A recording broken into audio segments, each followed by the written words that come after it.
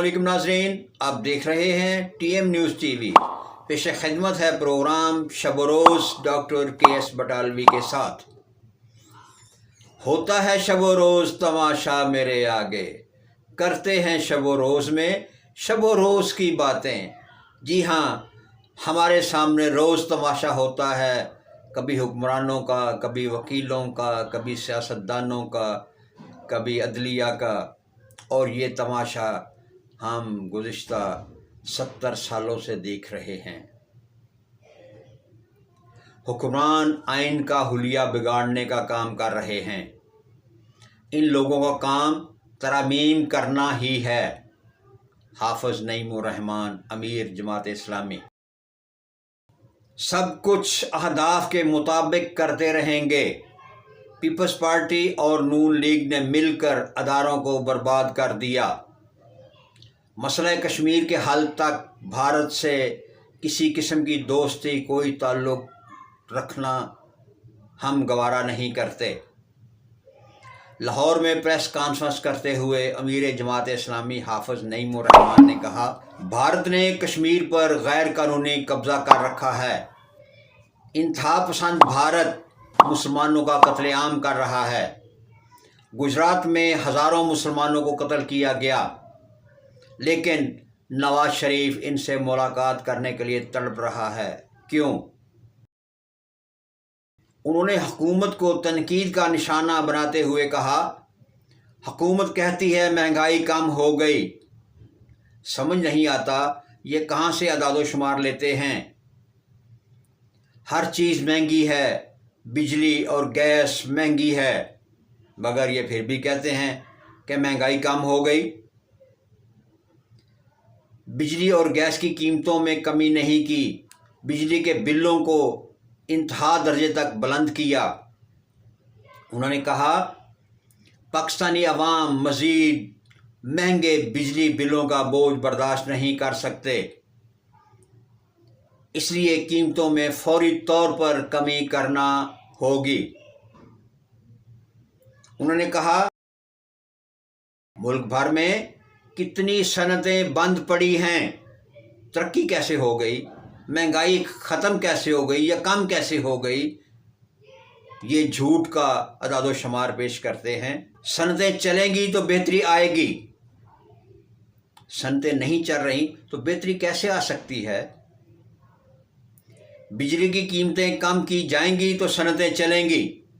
सनतें चलाने के लिए बिजली और गैस की कीमतों को कम करना होगा, बेवजह के टैक्सेस ख़त्म करना होंगे, आवाम को बिजली बिलों, सुई गैस बिलों व दीगर बेवजह के टैक्सेस से निकालना होगा। जब तक ये बेवजह के टैक्सेस ख़त्म नहीं होते, सनतें नहीं चल सकती, मईशत नहीं चल सकती। और सबसे अहम बात यह है कि मुल्क में सूदी कारोबार को जब तक ख़त्म नहीं किया जा सकता, तरक्की नहीं मिल सकती। हमारे ख़्याल में सबसे अहम बात है सूदी कारोबार।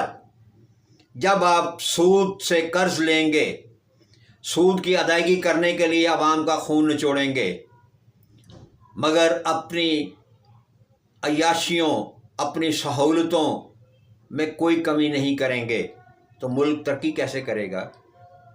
वज़रा और मशीरान कितनी बड़ी बड़ी मरात, बड़ी बड़ी तनख्वाहें, पेट्रोल, बिजली, गैस, टेलीफोन बिल्स व दीगर तमाम किस्म की सहूलतें इन वज़रा और मशीरान को मुयस्सर हैं। आवाम को क्या मिला? ये जितनी तरमीम की जा रही हैं, इनमें आवाम की क्या भलाई की जा रही है, ये बताया जाए। हमारा ये सवाल है कि आवाम को बताया जाए कि ये 26वीं तरमीम करने से आवाम का क्या फ़ायदा हुआ। जब से ये हुक्मरान इक़्तिदार में आए हैं, इन्होंने आवाम के लिए क्या किया। पिछले दिनों IPP से मुआहदे ख़त्म करने का ऐलान किया गया, 5 कंपनियों के मुआहदे ख़त्म कर दिए गए, मगर उनके असरात आवाम तक क्यों नहीं पहुँचे।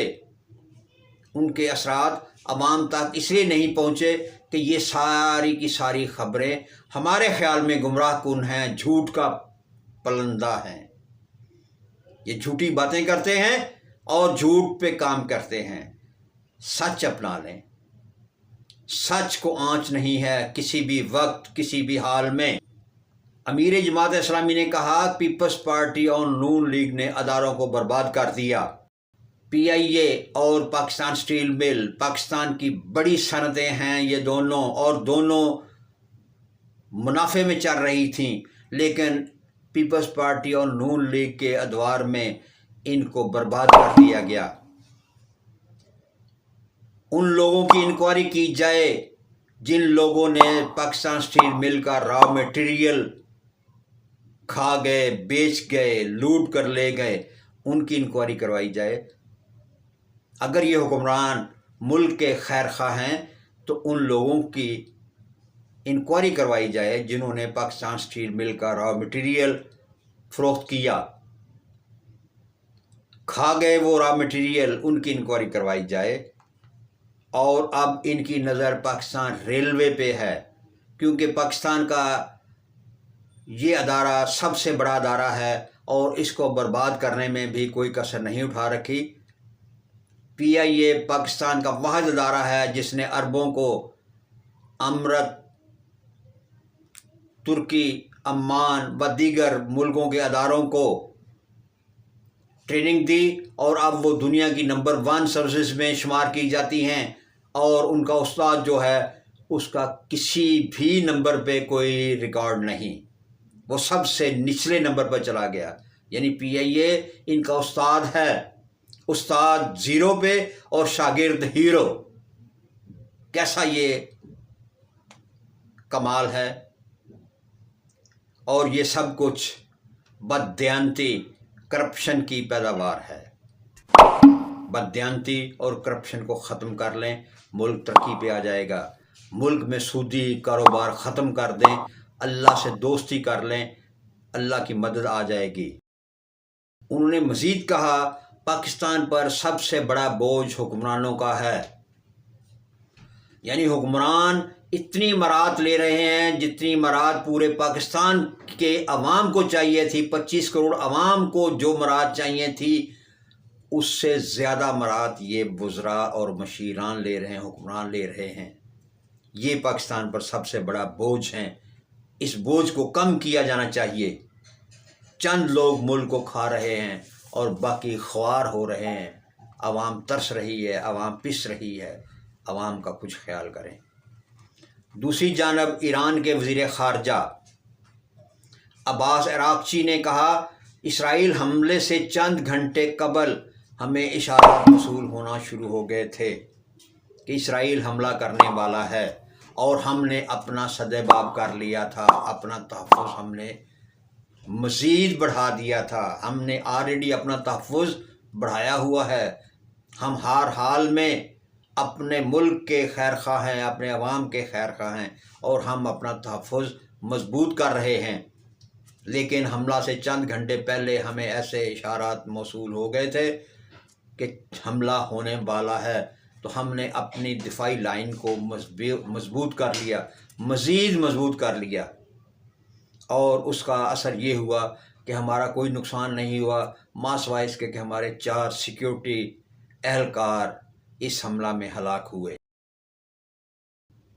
انہوں نے مزید کہا کہ اس حملہ سے پہلے ہم فوجی حکام رابطے میں تھے، یعنی ثابت یہ ہوا کہ اسرائیل کی انٹیلیجنس جو کام کرتی ہے وہ کرتی ہے، لیکن ایران کی انٹیلیجنس بھی بہت زیادہ ایکٹیو ہے۔ ان کے جو حمایتی ہیں انہوں نے ان کو بر وقت اطلاع دے دی تھی کہ حملہ ہونے والا ہے، اپنی منصوبہ بندی مکمل کر لیں، اپنا تحفظ مضبوط کر لیں۔ تو انہوں نے کہا ہمارے فوجی اہداف کو انہوں نے نشانہ ضرور بنایا، لیکن ہمارا نقصان نہیں ہوا، ہمارے صرف 4 سیکیورٹی اہلکار شہید ہوئے۔ یہ ان کی منصوبہ بندی تھی، دفاعی منصوبہ بندی تھی، جس سے ان کا دفاع مضبوط رہا۔ دیکھتے رہیں TM نیوز TV۔ آئندہ پروگرام تک اجازت، اللہ نگہبان۔